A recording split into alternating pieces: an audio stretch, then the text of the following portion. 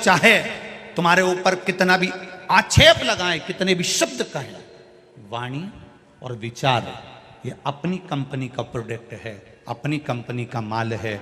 मैनावती कहती है भैया कितनी भी दुख की परिस्थिति में, चाहे कोई कितना भी धोखा, कितना भी छल कर कर चले जाए, दो चीजों पर संयम रखना, एक वाणी पर और एक विचार पर।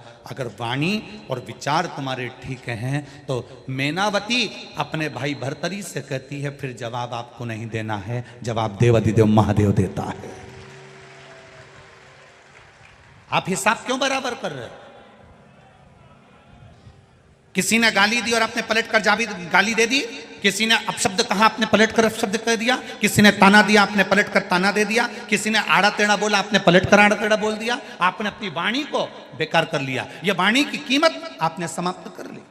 अब अगर वाणी की कीमत समाप्त हो गई है तो आपका जवाब देने के लिए महाकाल नहीं आएगा। आप मौन हो जाओ, चुप हो जाओ।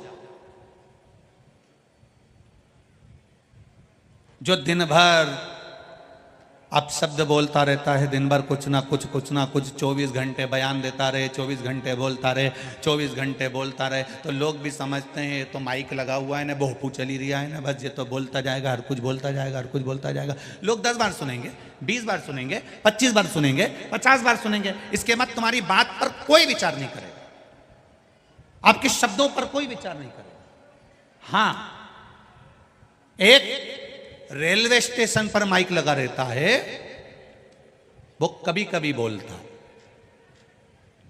इतने नंबर की ट्रेन इतने नंबर के प्लेटफॉर्म पर इतनी बजे पहुंचेगी, 4-5 बार वो बोल देगी, 6 बार बोल देगी, 7 बार बोल देगी, उसके बाद तुम्हारा ट्रेन का नाम फिर वो बोलेगी नहीं, और तुम वो तख्ती जो टंगी हुई है जिस पे चल रहा है उसको देखोगे, फिर बार बार सोचोगे अब तो बोल ही नहीं रही है, अब तो बोल ही नहीं रही है, अब तो इसकी आवाज ही नहीं आ रही है, सब ट्रेनों का बोल रही है, मम्मी अपनी ट्रेन का नहीं बोल रही है। पापा ऐसा लगता है कि ट्रेन का बोल ही नहीं रही है, कि मेरे को तो लगता है कि ट्रेन आ जाएगी और ये बोल ही नहीं पाएगी, ऐसा लग रहा है। अब अपने को उत्सुकता बढ़ रही है, कब बोले कब बोले कब बोले। फिर वो बोलती है कब, जब ट्रेन थोड़ी सी दूर पर रह जाती है, ट्रेन प्लेटफॉर्म पर आने की तैयारी में है, आप तैयारी कर लो।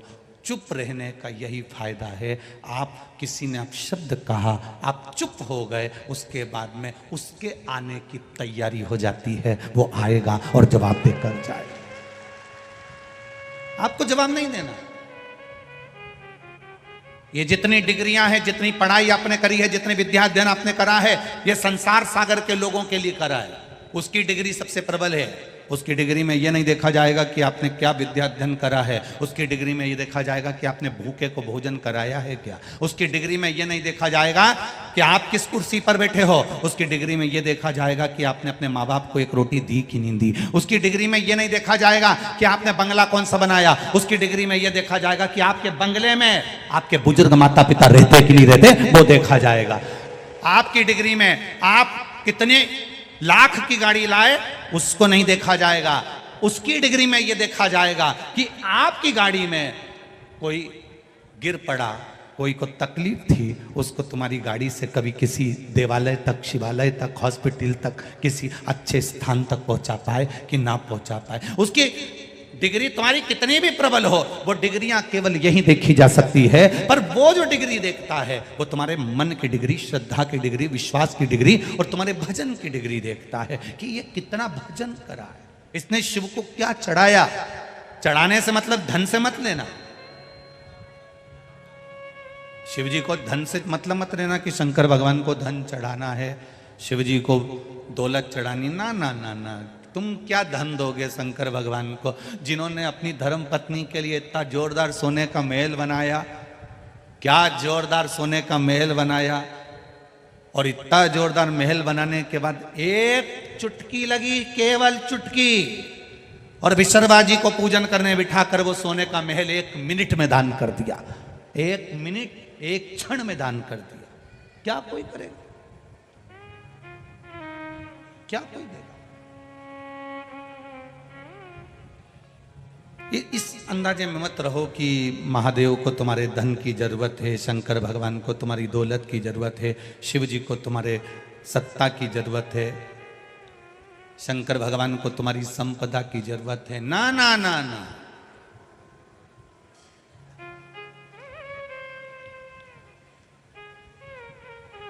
कुछ नहीं चाहिए। अलमस्त बैठा है आनंद में, एकांत। कितना सीधा साधा होगा, कितना सरल होगा मेरा महादेव, विचार करना जरा।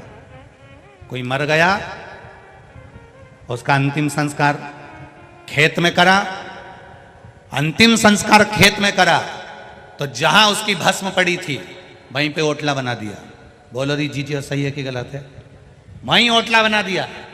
और ओटला बना के ना तुमने राम जी को बिठाया, ना तुमने कृष्ण जी को बिठाया, ना तुमने दत्त को बिठाया, ना तुमने देवी को बिठाया, ना किसी भैरू जी के बिठाया, ना किसी देवता के बिठाया। उस ओटले पर जो समाधि का ओटला है, जहां पर किसी का अंतिम संस्कार किया गया, उस जगह पर ओटला बनाकर तुमने किसी को नहीं बिठाया। बिठाया तो केवल एक कोई बिठाया। किसको? बोलो बोलो, जम के बोलो जरा। महादेव को बिठाया। नर्मदा जी नहाने गई थी, अस्थियां छोड़ने गई थी, वहां से शंकर जी खरीद के लिए आई और शंकर जी को यहाँ ला के ओटला पे बिठा दिया। फिर कोई पूछे कि साहब ये ओटला कैसा? तो हमारा दादाजी पर दादाजी मरिया था तो उनका ओटला है। तो इस पे शंकर जी क्या कर रहे हैं? शिव जी क्या कर रहे हैं यहाँ पर? शंकर जी को क्यों बिठाया? क्योंकि उसको मालूम है, उसको यह ज्ञात है, कभी कोई भूल से भी एक लोटा जल परिवार का व्यक्ति जाकर उस ओटले पर शंकर जी को अगर चढ़ा भी देगा तो ये जो भूमि है, ये जो जगह है, ये अपने आप में मोक्ष प्राप्त कर लेगी उसके जल से। मुक्ति। कितनी दुखी थी पृथ्वी। रामचरितमानस को उठाकर देखिए, पृथ्वी अपने दर्द सुना रही है कि चारों तरफ रावण का हाहाकार मच रहा है, आप कृपा करिए। कृष्ण अवतार के समय पर पृथ्वी दुखी थी, जाकर भगवान नारायण से प्रार्थना करती है कि कंस का अत्याचार बढ़ रहा है, आप कृपा करिए। बार बार पृथ्वी दुखी होती है, बार बार ये भूमि, ये वसुंधरा बार बार दुखी होती है, बार बार ये वसुंधरा रोती है, बार बार ये पृथ्वी रोती है, बार बार ये भूमि नैनों से नीर बहाती है। जब पाप बढ़ता है, अनाचार बढ़ता है, दुराचार बढ़ता है, ये पृथ्वी रोती है। आंखों से आंसू बहता है।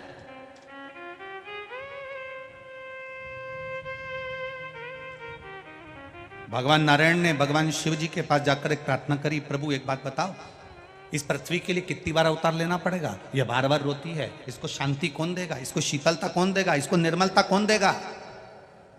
एक बार मैंने राम अवतार ले लिया, एक बार मैंने कृष्ण अवतार ले लिया, एक बार मैंने दत्त अवतार ले लिया, एक बार ये 24 अवतार मैंने जितने अवतार लिए हैं, ये सारे के सारे अवतार इस पृथ्वी के लिए लिए हैं, इसको शांति देने के लिए, इसको शीतलता देने के लिए, इसके आनंद के लिए मैंने इतने अवतार लिए हैं। इनमें ये बताओ कि कितनी बार हम अवतार लेते रहेंगे, कितनी बार हम जन्म लेते रहेंगे, कितनी बार हम पृथ्वी पर जाते रहेंगे, इस पृथ्वी को शांति देने के लिए कितनी बार हम जन्म लेंगे? कोई परमानेंट इलाज बता दो। तब महादेव ने कहा तुम चिंता मत करो, इसका परमानेंट इलाज अगर कोई बता सकता है तो वो तुमरुका जी बता सकते हैं।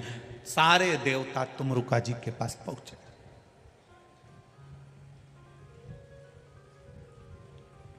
ब्रह्म वैवर्त पुराण का ये चरित्र बड़ा सुंदर है।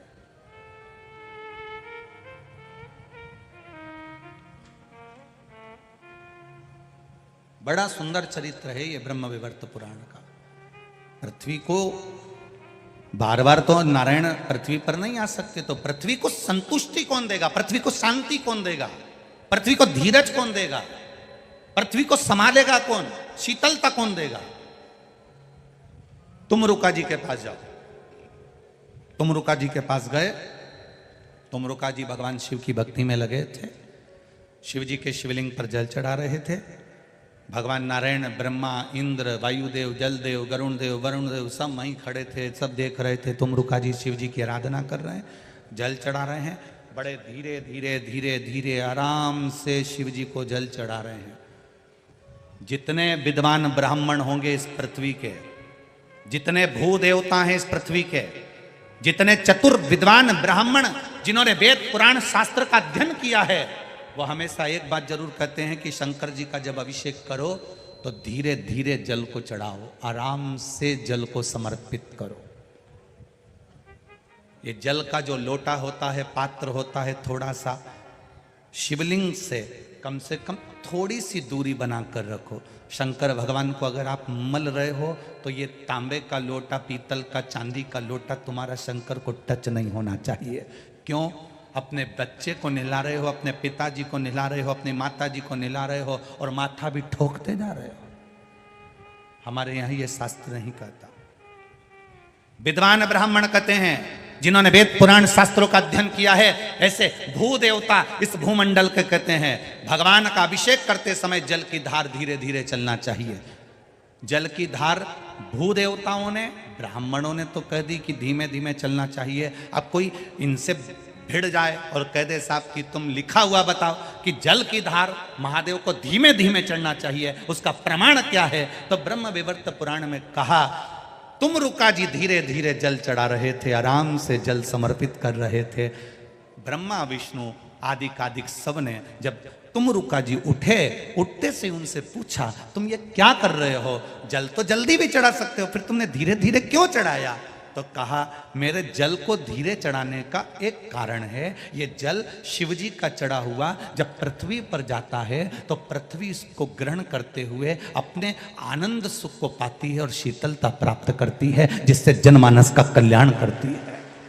अब ब्रह्मा जी के प्रश्न का संशय मिट गया, भगवान विष्णु के प्रश्न का संशय मिट गया, अब इंद्र के प्रश्न का संशय मिट गया कि पृथ्वी को बार बार भगवान को अवतार लेने की जरूरत नहीं पड़ेगी, भगवान को बार बार पृथ्वी पर आने की जरूरत नहीं पड़ेगी। अगर संसार के लोग, पृथ्वी पर रहने वाला एक एक बच्चा शंकर के मंदिर में एक लोटा पानी चढ़ाना चालू कर दे तो पृथ्वी भी अपना खजाना खोलना चालू कर देगी। राजा भर्तरी के समय पर, राजा विक्रमादित्य के समय पर भारत को सोने की चिड़िया कहा जाता था। सोने की चिड़िया कहलाने का अगर हक है तो राजा विक्रमादित्य को है। सोने की चिड़िया, सोने की चिड़िया। 7,32,000 वैदिक गुरुकुल विद्यालय भारत की भूमि पर विक्रमादित्य के समय पर चालू हो चुके थे।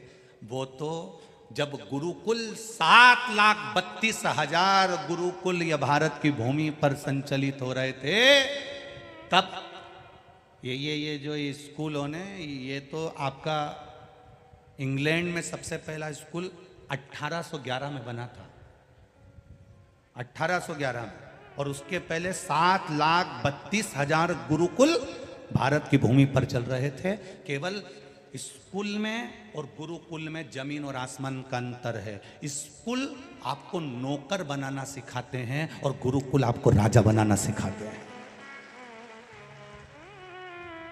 स्कूल में और गुरुकुल में जमीन आसमान का अंतर है।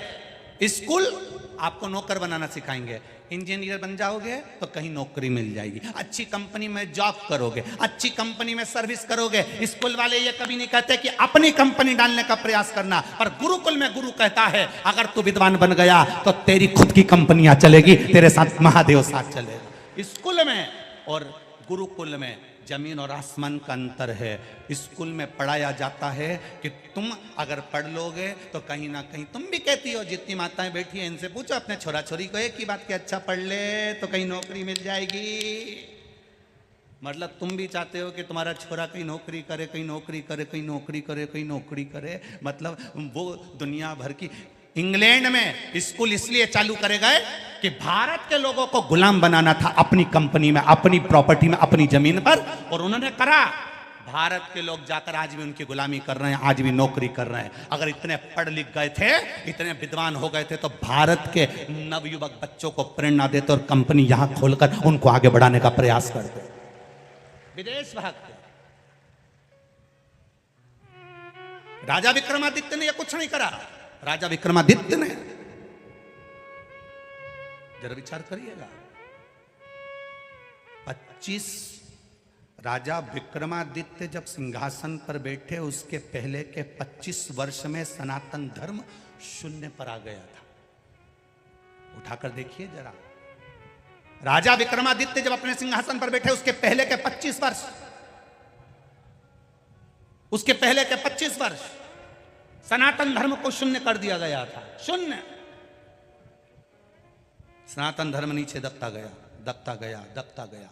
रामायण, भागवत, गीता, वेद, पुराण, ये मेरी उज्जैनी का, अवंतिका का इतिहास कहता है।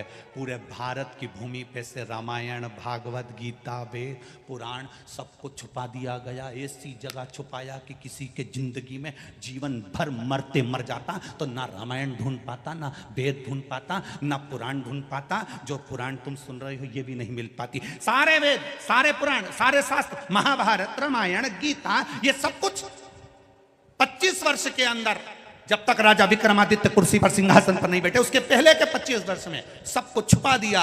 ऐसा छुपाया, ऐसा छुपाया कि राजा भर्तरी भी नहीं ढूंढ पाए थे, उनके पिता भी नहीं ढूंढ पाए थे। जब राजा विक्रमादित्य भर्तरी के जाने के बाद सिंहासन पर बैठे तो उन्होंने पहला काम करा, एक ही चीज करी कि सबसे पहले महाभारत, रामायण, गीता, वेद और पुराण कहाँ छुपे हैं उसको ढूंढा जाए। पृथ्वी को उखेड़ दिया, एक एक जहां जहां पर्दे आदि कादिक लगे थे, जितने जितने जो जो बने हुए थे, सबको तोड़कर उन्होंने वो वेद, पुराण, गीता, रामायण, शास्त्रों को निकाला और निकालकर विद्वान ब्राह्मणों के हाथ में दे दिया, तुम पढ़ो। पढ़ने के बाद इसका प्रचार पूरे ब्रह्मांड में करो। आज वापिस सनातन धर्म अगर भारत गौरव के शिखर पर चढ़ा है तो राजा विक्रमादित्य के कहने पर चढ़ा। आज दुनिया के लोग कहते हैं हम रामायण के वक्ता, कोई कहे हम भागवत के वक्ता, कोई कहे हम शिव पुराण के वक्ता, कोई कहे हम गीता के वक्ता। विक्रमादित्य, राजा विक्रमादित्य को धन्यवाद देना चाहिए। अवंतिका की भूमि पर रेलवे स्टेशन पर शीश नवाओ तो सबसे पहले राजा विक्रमादित्य को धन्यवाद देना कि तुमने भारत की स्थापना वापिस कर दी है। राजा विक्रमादित्य को धन्यवाद देना। अवंतिकापुरी में जितनी पाठशालाएं चले, उन पाठशालाओं में एक पुस्तक राजा विक्रमादित्य की भी चलना चाहिए, जिसने इस अवंतिका का निर्माण नहीं, पूरे भारत पर सनातन धर्म का निर्माण करा है। ये कुछ सहज है राजा विक्रमादित्य? बस उसकी 2-3 कहानी सुना दी, 32 की कहानी सुना दी और सिंहासन की कहानी सुना दी। उसके गौरव की कहानी कौन सुनाएगा? उसके इतिहास को कौन जानेगा? उसको पहचान। जो चलता था तो काल अधिपति के शिखर को देखकर चलता था। रानी कहती थी मंदाला, स्वामी आप बार बार महाकाल के शिखर को क्यों देखते हो? रानी से राजा एक ही बात कहता था, एक दिन मुझे भारत को उसी शिखर तक पहुंचाना है, उसी शिखर तक, उसी शिखर तक। पूरी दुनिया के शिखर देखना और एक बार मेरे महाकाल राजा का शिखर देखना। पूरी दुनिया के शिखर में केवल शिखर नजर आएगा, पर मेरे महाकाल के शिखर में एक गोल चक्र, उसमें किरणें निकलती हुई नजर आएगी, क्योंकि महाकाल के शिखर को राजा विक्रमादित्य ने कहा था मेरे भारत को शिखर तक पहुंचाना है और सूर्य की किरण जैसी फैलाना है। इसलिए आज भी महाकाल पर सूर्य की किरण का शिखर चढ़ा है।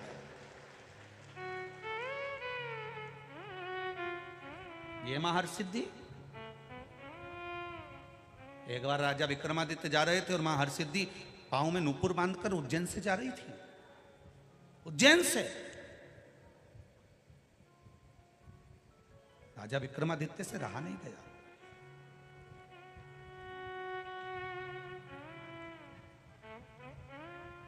रहा नहीं गया राजा विक्रमादित्य से और पूछ लिया,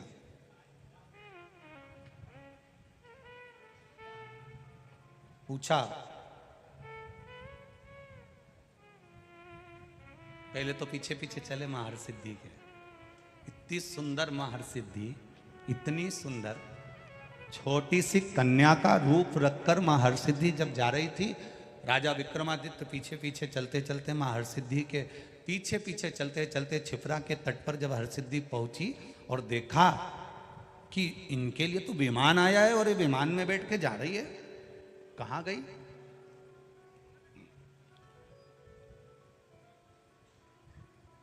रोका।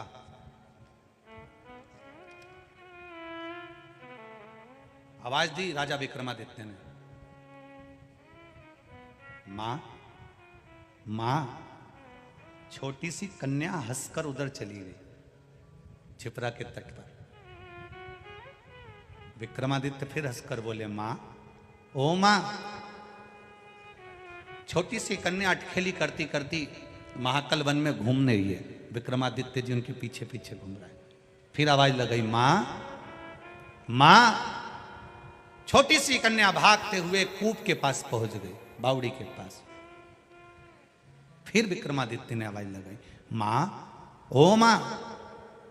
हरसिद्धि माता ने पलट कर पूछा, मैं छोटी सी कन्या हूं, तुमको मां नजर आ रही है? आप मुझे मां कह रहे हो?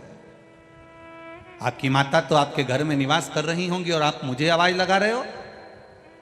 विक्रमादित्य कहते हैं, मां, बेटे से कब तक छुपोगी? आप हरसिद्धि नहीं हो क्या? कहां जा रही हो? उज्जैनी से, इस अवंतिकापुरी से बाहर। हरसिद्धि ने कहा, मेरे भक्त गुजरात में हरसद में, गुजरात के पास में एक स्थान है हरसद गांव, जहां कहती है हरसिद्धि कि मेरे भक्त मुझे वहां बुला रहे हैं तो मुझे भागना पड़ेगा, जाना पड़ेगा। विक्रमादित्य जी कहते हैं, मां, इस अवंतिका को छोड़कर चली जाओगी तो ये अवंतिका वालों का पेट कौन भरेगा? क्योंकि मां हरसिद्धि, तू ही अन्नपूर्णा है, तू ही लक्ष्मी है।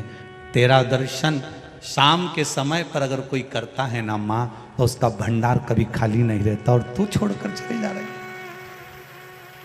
हरसिद्धि तो विक्रमादित्य की आंख में आंसू भरे थे आज मां से बात करते हुए। जैसे रामकृष्ण परमहंस मां शारदा से बात करते समय आंख से निरंतर अश्रु बहता रहता, निरंतर। रामकृष्ण परमहंस की जैसे आंख से लगातार आंसू बहता है मां शारदा से बात करते हुए, आज विक्रमादित्य मां छिपरा के तट पर मां हरसिद्धि से बात करते हुए आंख से आंसू की धार बह रही है। एक बेटा अपनी मां से दिल की बात कह रहा, मां, तू चली गई तो भोजन कौन देगा? मां, भोजन कौन देगा? मां, तू चली गई तो संसार का ये अवंतिकापुरी का भरण पोषण कौन करेगा? अवंतिकापुरी, विक्रमादित्य का शासन केवल यही नहीं था, विक्रमादित्य का शासन तो चीन की बॉर्डर तक भी था, नेपाल तक भी था। विक्रमादित्य का शासन कोई साधारण नहीं रहा। तू चली गई मां तो इनका पेट कौन भरेगा? हरसिद्धि मुस्कुराकर कहती है, विक्रमादित्य, तू मुझे पहचान गया, तूने मुझे जान लिया, शायद संसार का पहला जीव है तू जो मुझे पहचान गया, नहीं तो मुझे अच्छे अच्छे नहीं पहचान पाते। कौन जान सकता है? मां, तेरा बेटा ही हूं मां, तेरी गोद में खेल कर बड़ा हुआ हूं मां। इस अवंतिकापुरी में तेरी ही गोद में, इसी रज में मां मैं खेला हूं। कंकर कंकर में मैंने शंकर देखा है मां, और अपनी मां को भूल जाऊं ये कहां की बात है? हरसिद्धि ने हाथ पकड़ा विक्रमादित्य का और जाकर एक स्थान पर वो बैठ कर कहती है कि तू बता दे विक्रमादित्य, मैं कहाँ रहूं? विक्रमादित्य कहते हैं, मां, पूरा बंगला तेरा है, जो कमरा तुझे पसंद आए वो कमरा तू रख। हम होते हैं बंगला बनाते हैं तो मां का कमरा अलग बना देते हैं। इनका कमरा ये रहेगा, मम्मी तुम्हारा कमरा ये, तुम्हारा ये कमरा है, उसमें तो अलमारी बना दी, एक पलंग बना दिया, थोड़ा बहुत उसमें काम कर दिया। और खुद के कमरे में बेटा अपना कमरा तैयार करता है तो धर्म पत्नी जूड़ा बांध बांध के 25 बार कह देती, फर्नीचर अच्छा बनाना, इंटीरियर अच्छा करना, सुंदर बनाना, सुंदर बनाना। 25 बार पति अपनी पत्नी को गाड़ी पर बिठा के बंगला दिखाने ले जाता, ये अपना कमरा है। पत्नी खुश हो, तुम थोड़ी सी अलमारी ऐसी बनवा लो तो एक बार माँ के कमरे में बहू ने नहीं बोला कि इसमें एक फोटो भगवान का भी लगा देना, तो माँ 24 घंटे भजन करती रहेगी, स्मरण करती रहेगी। अपने कमरे में ऐसा करवा लो, अपने कमरे में ऐसा करवा लो। विक्रमादित्य राजा विक्रमादित्य माँ हरसिद्धि से कहते हैं ये पूरा बंगला तेरा है, ये पूरा अवंतिकापुर तेरा है, माँ तू जहां बैठेगी वो तेरा निवास होगा। बस माँ ने कह दिया राजन सुबह के समय पर आकर तू मेरा स्मरण करना, जहां तू मुझे लाल पुष्प समर्पित कर देगा वहीं यह हरसिद्धि आकर बैठ जाएगी। और माँ हरसिद्धि पूरी अवंतिकापुरी में भ्रमण करती करती राजा सवेरे आया, एक पुष्प ले जाकर रख दिया, रखा, माँ वहां विराजमान हो गई। आज भी वो हरसिद्धि दुनिया का भंडार भर रही है, दुनिया का भंडार भर रही है। अन्नपूर्णे सदा पूर्णे शंकर प्राण। हमको तो लगता है ये महाकाल राजा ने ये शिव महापुराण की कथा उज्जैन को, लोगों को उज्जैन का इतिहास बताने के लिए रखी है, ऐसा लगता है हमको ऐसा महसूस होता है कि ये महाकाल राजा ने खुद ने रखी कि ये मेरी उज्जैनी, ये दुनिया के लोग उज्जैन में रहने वाले भी भटक रहे हैं, वहां पर कोई को नई पवन उतरी है, नारियल लेके वहां पहुंच गई, कोई ने घूम घूम के 2-4 दाना बता दिया और कह दिया तुम वहां अगरबत्ती लेके पहुंच गई। और यहां सारे देवता बैठे हैं, इस भूमि को छोड़कर जाओ तो तुम्हारा भाग्य फूटा है, भाग्य फूटा। ना जाने किस किस के चक्कर में पड़ जाते हो। अरे जिसके चक्कर में दुनिया पड़ी है, पूरा विश्व जो महाकाल राजा का दर्शन करने आता है, पूरा विश्व मां छिपरा का स्नान करने आता है, पूरा विश्व हरसिद्धि माता का दर्शन करने आता है, पूरा विश्व काल भैरव का दर्शन करने आता है, पूरा विश्व गोपाल जी का दर्शन करने आता है, पूरा विश्व चिंतामन गणेश का दर्शन करने आता है। और आप अभी भी संशय में जी रहे हो, अभी भी संशय तुम्हारे मन में, किसी ने कुछ कर दिया होगा, उज्जैन वालों पे कुछ कर दे, फिर वो काल भैरव क्या करेगा उज्जैन वालों पर। अरे उज्जैन वालों को तो ठाठ से सोना चाहिए, महाकाल बैठा है, काल अधिपति बैठा है, हर सिद्धि बैठी है, चैन की नींद सोना चाहिए। किसका दम जो उज्जैन की धरा पे आके कहीं का यूंच कर जाए, स्केल इसकी सामर्थ्यता, किसकी सामर्थ्य, महाराज वो करता।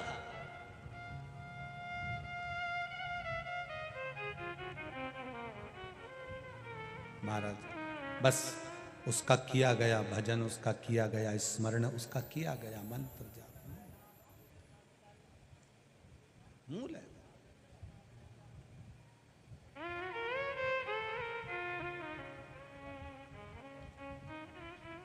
सुन भोले त्रिपुरारी द्वार तेरे आया। आप दिल से उससे कहोगे तो वो दिल से सुनेगा। भर दो झोली खाली द्वार तेरे आया, द्वार तेरे आया हूँ, द्वार तेरे। बोलो बोलो बोलो जरा, पहले तुम बोलो। द्वार तेरे, द्वार तेरे, सुन भोले त्रिपुरारी द्वार तेरे आया हूँ। सुन भोले त्रिपुरारी द्वार तेरे आया हूँ। भर दो झोली खाली द्वार तेरे आया हूँ। भर दो झोली खाली द्वार तेरे आया हूँ। ओ आया भोले आया हूँ, भोले आया हूँ, आया हूँ भोले आया हूँ। ओ आया हूँ भोले आया हूँ। सुन भोले त्रिपुरारी द्वार तेरे आया हूँ। सुन भोले त्रिपुरारी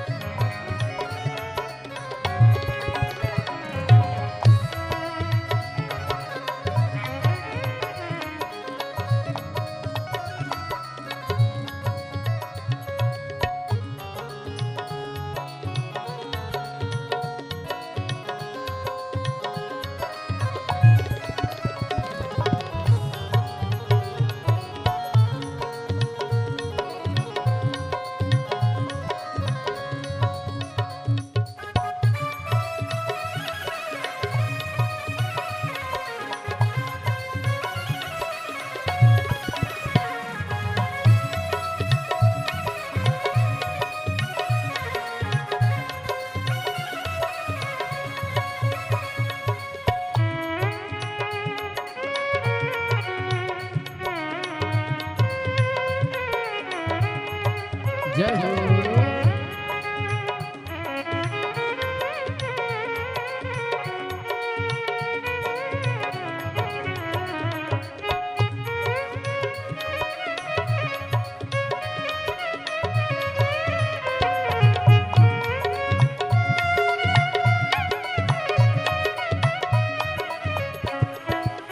तेरी उज्जैनी में छिपरा बहत है, तेरी उज्जैन में छिपरा बहत है,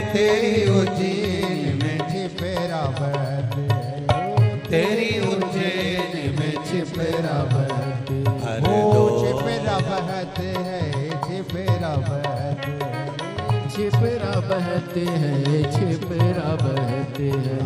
राखो हो लाज राखो, लाज राखो त्रिपुरारी, द्वार तेरे आया हूँ, लाज राखो त्रिपुरारी, द्वार तेरे आया हूँ। सुन भोले त्रिपुरारी, द्वार तेरे आया हूँ। सुन भोले त्रिपुरारी, द्वार तेरे आया हूँ। तेरी उज्जैनी में छिपरा बहत है, तेरी उज्जैनी में छिपरा बहत ओ छिपरा बहत है, छिपरा बहत है, है। छिपरा बहते हैं, छिपरा बहते हैं। लाज राखो त्रिपुरारी, द्वार तेरे आया हूँ। लाज राखो त्रिपुरारी, द्वार तेरे आया हूँ।